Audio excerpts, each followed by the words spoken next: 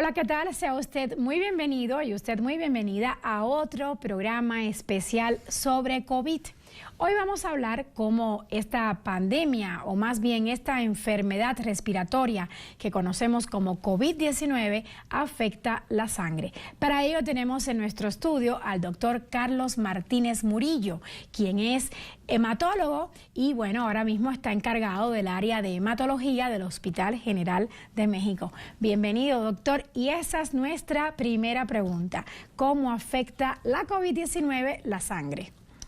Muchas gracias, Aisa, por la invitación. Y bueno, creo que es un tema muy importante porque efectivamente, si bien se ha identificado que la infección por el virus particularmente afecta pulmón, también se sabe que tiene repercusiones importantes en la sangre. ¿Qué afecta específicamente la respuesta? Afecta a todas las células de la sangre. Se ha visto que el paciente que tiene COVID le bajan sus plaquetas, algunos requieren hasta transfusión, le bajan sus glóbulos blancos, le bajan importantemente su cifra de linfocitos, que incluso se ha vuelto marcador de gravedad, le bajan diferentes tipos de células, incluyendo hasta eosinófilos. Hay modificaciones estructurales en las células. Entonces, en realidad se puede decir que el virus también afecta a la sangre de manera muy importante y tiene implicaciones en el pronóstico y la evolución de la enfermedad. Doctor, hablando justamente de pronósticos de enfermedad, ¿es cierto que el tipo de sangre define si la enfermedad va a ser leve o severa? Bueno, esta creo que es una pregunta muy importante y esto pues data de algunos estudios que hicieron, los primeros estudios que fueron publicados por el grupo chino, donde identificó que algún tipo de sangre en especial afectaba. Pero bueno, si bien es cierto, está publicado, no hay evidencia sólida que documente que si yo tengo grupo sanguíneo o cero también llamado, tenga un efecto protector contra el de grupo A. Todo parece ser más que nada que se le llaman en los estudios clínicos estudios de asociación, es decir, se infectaron más los de A y les fue peor que a los de O, pero no quiere decir que si yo tengo un grupo O me va a ir peor o mejor. En la esencia es que al final en México o en países de América Latina, el grupo predominante es grupo O positivo. Entonces, esto no nos garantiza ni que nos vaya a ir bien ni nos vaya a ir mal. Para fines prácticos y una respuesta concreta. Al día de hoy no hay evidencia que documente que tener un grupo u otro sea mejor o peor. En el hospital, ¿cómo ustedes están manejando o tratando a los pacientes que tienen diferentes tipos de cáncer? En épocas de pandemia del COVID, los estudios internacionales dicen que se tiene que disminuir la quimioterapia intensiva. Entonces, ¿cuáles son las recomendaciones en general que se hacen? Que tratar de identificar aquellos pacientes que pueden lograr una curación de primera línea y darle quimioterapia intensiva. Sin embargo, aquellos pacientes donde puede tener no necesariamente la mejor respuesta, se procura evitar quimioterapia intensiva porque parece ser que en estudios recientemente publicados, a los pacientes con neoplasias hematológicas o cáncer hematológicos les va peor durante la pandemia y que además están bajo quimioterapia intensiva. Entonces hay que intentar que la quimioterapia no sea particularmente intensa. ¿Ustedes ya tienen todo eso bajo control? ¿Tienen un protocolo para que no les sea intensa? Sí, de hecho estamos por publicar unas guías y recomendaciones acerca de los cánceres hematológicos en relación a adecuar los protocolos de tratamiento, particularmente en esta época de COVID, que no sabemos cuánto tiempo va a durar. ¿Qué tanto o cómo afecta la COVID a otros órganos del cuerpo y a otras células? Va a afectar diversos órganos y la intensidad va a depender de la cantidad de receptores que tenga ese órgano. Por ejemplo, se sabe particularmente que el pulmón, bueno, tiene una cantidad impresionante de receptores, los AC2, famosos receptores, para el virus. Por eso el órgano de choque particularmente es pulmón. Sin embargo, se sabe que tiene otros receptores, incluso en vías aéreas superiores, en cerebro, hay también receptores y sistémicamente tenemos receptores, pero ¿qué tanto influye? va a depender de la cantidad de receptores que este tenga. Como órgano de choque, primero es el pulmón, también las células hematológicas tienen receptores y por eso también se ven particularmente severamente afectadas, cerebro, vías aéreas superiores, todo lo que son cavidad oral particularmente, pues se ven también afectados. ¿Por qué las personas que están inmunodeprimidas son más vulnerables a que la COVID le afecte más? Porque tienen un estado de inmunodepresión crónico, producto de un estado inflamatorio crónico. Entonces, sí es muy importante nuestro sistema inmunológico tratar de que estemos de la mejor manera para enfrentar particularmente esta pandemia. Se ha demostrado que las personas con comorbilidades o enfermedades crónicas como la hipertensión, la diabetes o la obesidad sufren más o digamos la enfermedad COVID-19 les afecta de manera más severa. ¿Esto a qué se debe, doctor?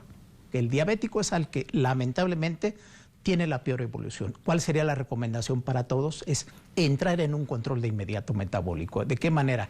Pues inmediatamente no solamente es el bajar de peso, el controlar su alimentación, sino estar bien controlado desde el punto de vista médico para que si tuviera COVID, la afectación fuera mucho menor. Y el paciente hipertenso, por supuesto, tiene que estar en control.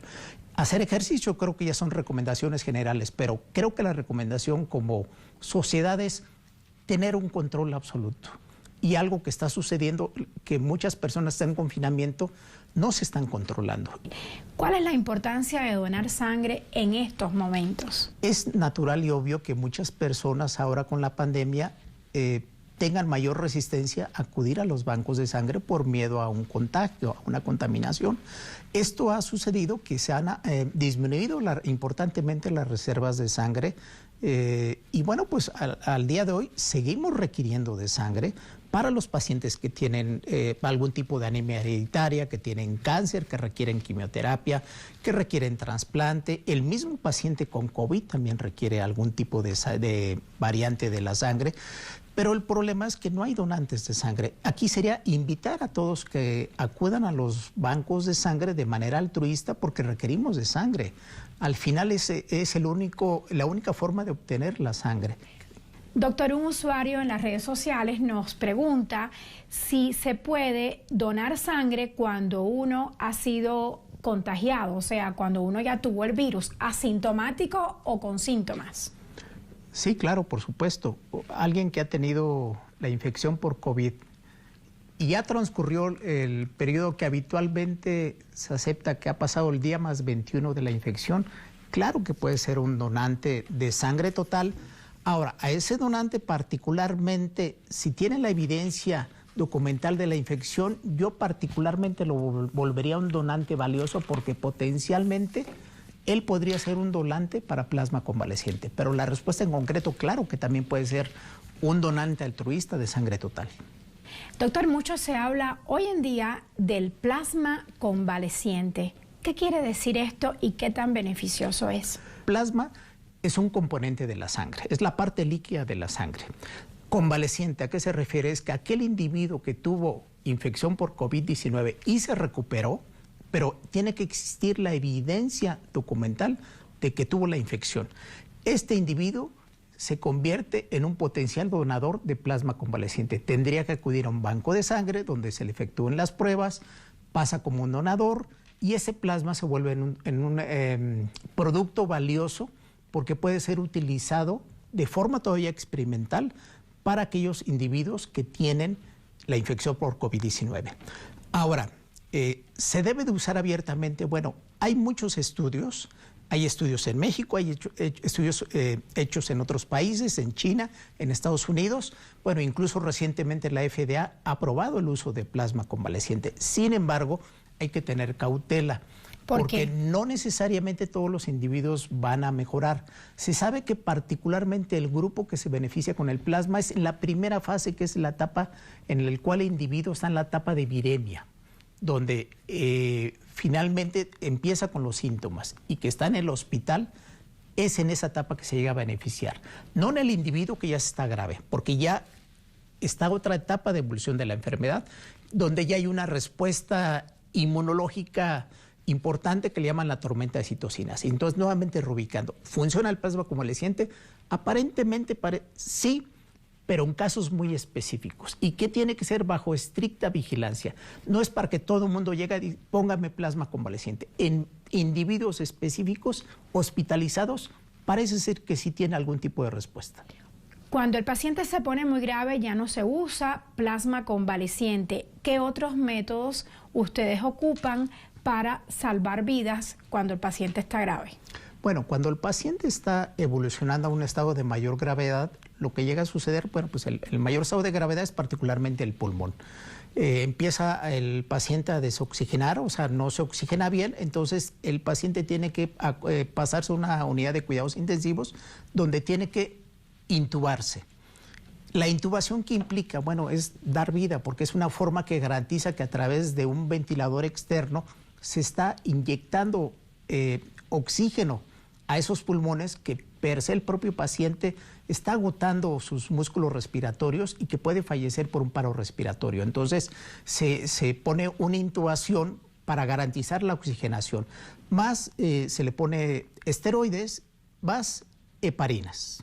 Hay pacientes que han llegado graves al hospital, que han demorado en llegar al hospital y cuando llegan le dicen usted está muy grave y requiere de una intubación, pero se resisten, dicen que no, porque creen que la intubación es sinónimo de muerte. ¿Usted qué nos dice? No, definitivamente, bueno, a lo mejor es sinónimo de gravedad, sí, por supuesto. Alguien que requiere intubación habla de un estado de gravedad.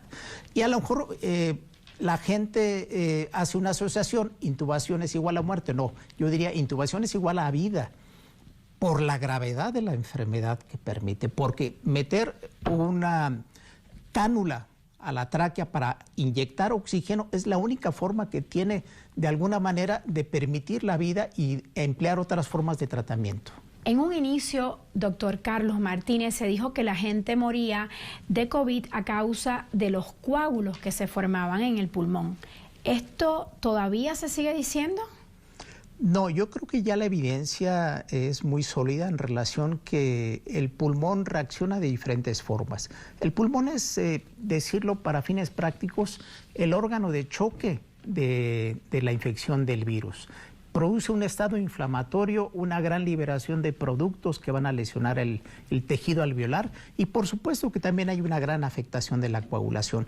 Pero incluso en individuos que se les pone anticoagulantes, aún a pesar de tener una terapia anticoagulante, que por supuesto que es un coadyuvante a la terapia del paciente con COVID, el pulmón sigue siendo lesionado. Entonces, no es solamente que se generen coágulos, es toda una serie de alteraciones que el pulmón se vuelve prácticamente inaccesible al paso de oxígeno. Entonces es muy complejo todo lo que produce el virus a nivel pulmonar, más allá de solamente la formación de coágulos. Interesantísimo, doctor. Con esta precisión le propongo hacer una pequeña pausa. En breve, regresamos. Gracias por continuar con nosotros en este programa especial sobre COVID-19. Conversamos con el doctor Carlos Martínez Murillo, quien es el encargado del Departamento de Hematología en el Hospital General de México. Doctor, hay una pregunta que nos hacen y es ¿por qué los hombres tienen más receptores para el virus que las mujeres? Bueno, esto se ha venido analizando porque evidentemente las estadísticas demuestran que los hombres somos los que más nos infectamos, incluso los cuadros infecciosos son más intensos en los hombres. Bueno, evidentemente depende del número de receptores AC2 que tenemos los hombres. Tenemos más receptores comparado con una mujer. Esto puede ser dos cosas, pueden ser variantes en la genética que tenemos los hombres o puede ser incluso algún efecto hormonal que esté provocando particularmente esto. Pero esto es indudable que el hombre particularmente le da más severamente comparado con una mujer. Hablemos de la reinfección, doctor. Se han dado casos de reinfección en pacientes con comorbilidades o enfermedades crónicas, pero hace muy poco se dieron casos de pacientes sanos que se habían reinfectado o se habían vuelto a contagiar. ¿Qué nos habla de esto? De cuánto tiempo está durando esta inmunidad, porque el caso más conocido fue de un paciente de Hong Kong que se infectó por primera vez en abril y luego en agosto después de viajar a otro país? Bueno, creo que esta pregunta sigue teniendo a los investigadores pues con muchas dudas, porque si bien es cierto, son muy pocos casos, si no mal recuerdo, habrán 4 o 5 casos documentados alrededor del mundo de reinfecciones. No se sabe si pueden haber otros simplemente que no se haya estudiado. Esto puede generar toda una marabunta de dudas, porque por un lado son muy pocos los casos y los casos que se han dado han sido muy leves. Por otro lado, pues se sabe que el virus está mutando. Así que pues tenemos que tomar en cuenta que a nivel de lo que se les llama la corona del virus, las espículas, puede estar mutando, tener pequeñas modificaciones que puede tener el individuo algunas reinfecciones. Entonces, esto a los inmunólogos y a los virólogos, pues los tiene con muchas dudas, porque pues esto para saber si garantiza que la vacuna va a ser realmente efectiva para el tipo de virus que existe actualmente. Y claro, por supuesto, el virus continuamente se encuentra con mutaciones. De hecho, el paciente del caso que le describía al paciente de Hong Kong de 33 años, se detectó que la cepa del virus que a él se le identificó en abril, estando en Hong Kong, no es la misma cepa del virus que se le identificó a su regreso de España. ¿Qué significa esto? Además de que el virus está mutando, ¿qué más podemos descubrir aquí? Bueno, lo que estamos teniendo como evidencia es que pueden haber varias cepas rondando alrededor del mundo y que no necesariamente todas se han identificado. Pueden haber una cepa que decían originalmente la europea, la americana, la asiática. Entonces, seguramente con el transcurso del tiempo vamos a identificar otro tipo de cepas. Pero bueno, aparentemente hasta el día de hoy la evidencia sugiere que sí puede haber posibilidades de reinfección, pero por lo pronto esos cuadros de reinfección no han sido severos. Quiere decir que entonces las mutaciones que ha sufrido el virus no lo ha hecho particularmente más letal, más agresivo desde esta perspectiva. Reinfectarse no necesariamente significa volverse a enfermar. Una persona puede infectarse, tener el virus y ser asintomático. ¿Por qué? Porque puede ser que no necesariamente recibió una carga importante de virus, o la otra, tal vez lo más importante, es que mi sistema inmune, no solamente la que me da respuesta por anticuerpos, sino mi respuesta inmune, que depende de células, es tan poderosa que prácticamente aniquila el virus. Y si yo puedo tener una reinfección, probablemente mi sistema inmune no es que esté susceptible, simplemente, bueno, recibió otra vez la carga de virus y mi sistema inmune sigue siendo tan vigente que puedo seguir siendo asintomático. Y no enfermarse. Y no enfermarse, por supuesto. Interesante esto, doctor. Si usted se entera hoy que estuvo con una persona que se ha contagiado, ¿cuántos días debe esperar para realizarse la famosa prueba PCR, la molecular? Idealmente los síntomas empiezan desde el día 5 al día 7, entonces idealmente esperar 5 días, porque si yo ayer tuve contacto con un paciente que potencialmente estaba infectado, yo podría decir, bueno, puedo estar infectado, yo tendría que esperar cuando menos 5 días.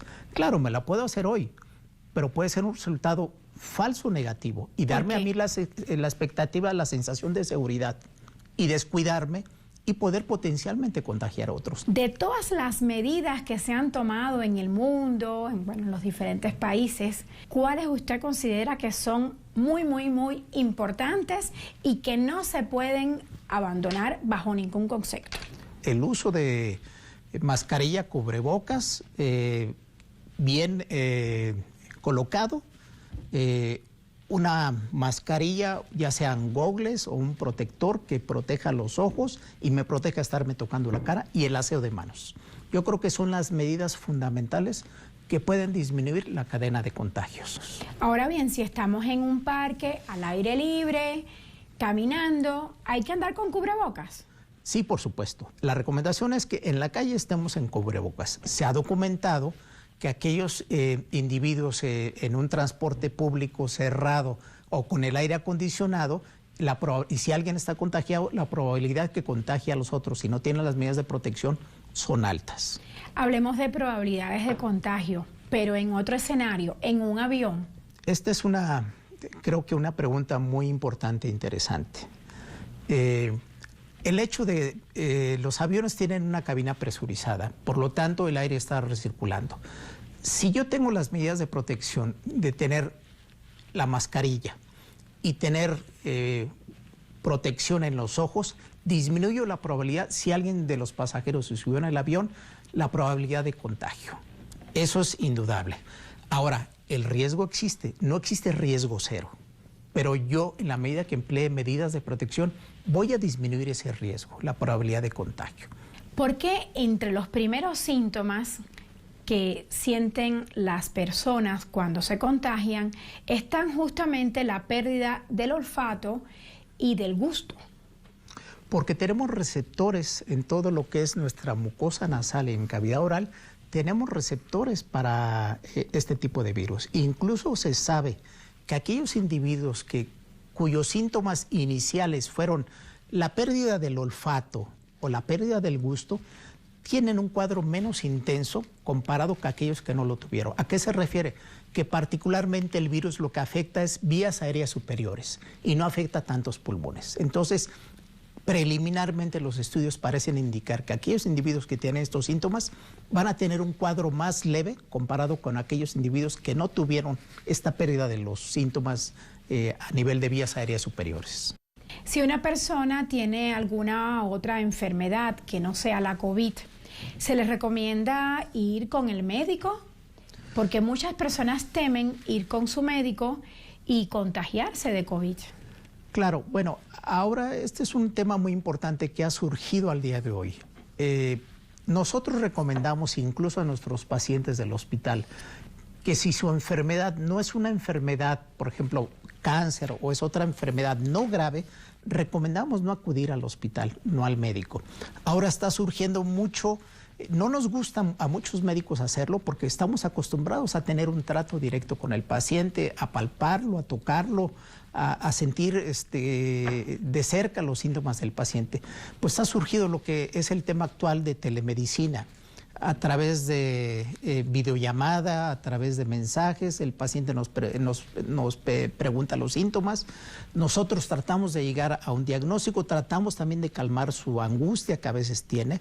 Entonces estamos recurriendo a otros elementos que particularmente no es del agrado, pero creo que tenemos que hacer uso de esas herramientas para tratar de proteger a los pacientes. A lo mejor una primera consulta o una segunda sí vale la pena hacerla por vía remota. A lo mejor ya una tercera sí requiere que necesariamente vaya con el médico, pero de primera intención, si es a través de vía telefónica, de mensaje o de una videollamada, sería lo ideal en estos momentos. Hay muchos médicos que en estos momentos, después de tantos meses de pandemia, están cansados, fatigados, que incluso en meses no han visto a su familia. ¿Cuál es el papel de un médico que atiende casos de COVID, incluso en el área de usted de hematología, que está en contacto con estos pacientes COVID? Pues creo que actualmente los médicos ya entramos en una etapa de adaptación. Cansados, indudablemente, estresados, por supuesto, ansiedad, por supuesto. Pero creo que también, por otro lado, el grupo médico hemos entrado en una especie de fraternidad. Nos hemos vuelto más humanos, por otro lado. Tratar de protegernos, proteger a nuestros pacientes. Entonces, es indudable que en esta etapa hemos logrado canalizar parte de esos miedos, angustias, ansiedades, y bueno, seguimos trabajando, porque al final sabemos que esto no se va a ir, y no nos podemos ir de vacaciones. En cuanto a conocimiento y de la parte asistencial, ya trata al paciente de una manera muy robusta, porque ya tenemos experiencia. Podemos decir que es el país fuera de China, que era el primero que tenía evidencias. Creo que México está generando una gran cantidad de evidencia científica por el manejo médico que se le está dando a estos pacientes. Hay otra pandemia que ha surgido con la pandemia del coronavirus y es la ansiedad y el miedo a contagiarnos y a que se nos muera un paciente y a morir. ¿Cómo uno debe enfrentar esto, doctor? Bueno, los médicos hemos aprendido día a día a estar trabajando. Uno, nos volvimos más fraternales entre nosotros. Hemos empleado diversas medidas, por ejemplo, en nuestro caso específico hemos hecho sesiones culturales, yoga, en fin, diversas formas de tratar de canalizar nuestra ansiedad. Pero cada persona reacciona de forma diferente. Unos con ansiedad, otros con depresión. Ahora, si esta persona puede canalizarlo con ejercicio, a través de bromas también lo puede hacer, hablando o escribiendo lo puede hacer. Ahora, lo otro es tocar la puerta de un psicoanalista, decir, voy a ir a terapia porque yo no puedo controlar estos miedos, esta ansiedad. Entonces, eso es una recomendación. Ahora, para el público en general, que sabemos que la ansiedad existe, porque bueno, todo el mundo tenemos miedo a la muerte, ¿no? Y de repente escuchamos que un familiar, un vecino le sucedió esto, entramos en esta ansiedad.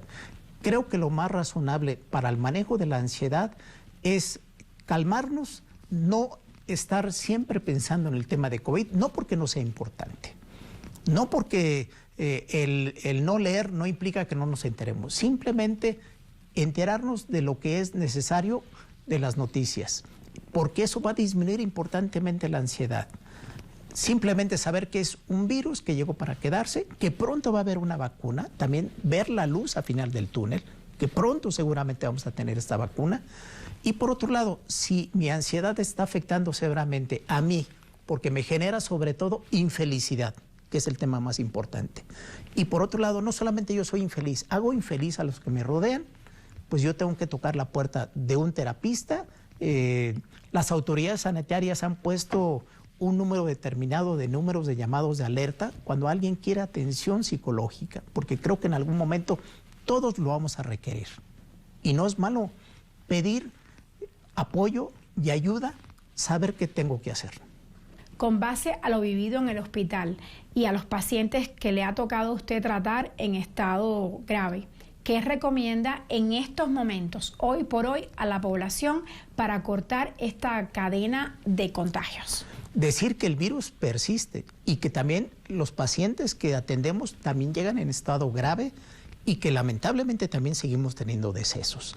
Yo creo que el llamado a la población es seguirnos cuidando, quedarse en casa si no pueden salir y si vamos a salir, salir con todas las medidas de protección, que particularmente sería el uso de cubrebocas, y yo enfatizaría en el uso de la careta. Se ha visto que particularmente el uso de la careta es útil, sobre todo fundamentalmente al personal de salud. Y eso ha demostrado que disminuye el número de contagios en el personal de salud. Pero si yo voy a viajar en un transporte público, es recomendable el uso de una careta, porque eso va a disminuir la posibilidad de contagio de una persona que indudablemente no permite la sana distancia. Entonces, el llamado a la población es permanecer en casa y continuar con las medidas de protección. Con este llamado a la población de cuidarnos mucho, doctor, nos despedimos. Hasta una próxima oportunidad que tengamos de seguir conversando con usted, doctor Carlos Martínez, sobre la COVID-19. Nosotros también reiteramos ese llamado del doctor Carlos Martínez a cuidarnos mucho, a mantener la sana distancia, a lavarnos las manos cada vez que podamos y no llevarlas a ojos, nariz y boca. Hasta la próxima, nos vemos muy pronto.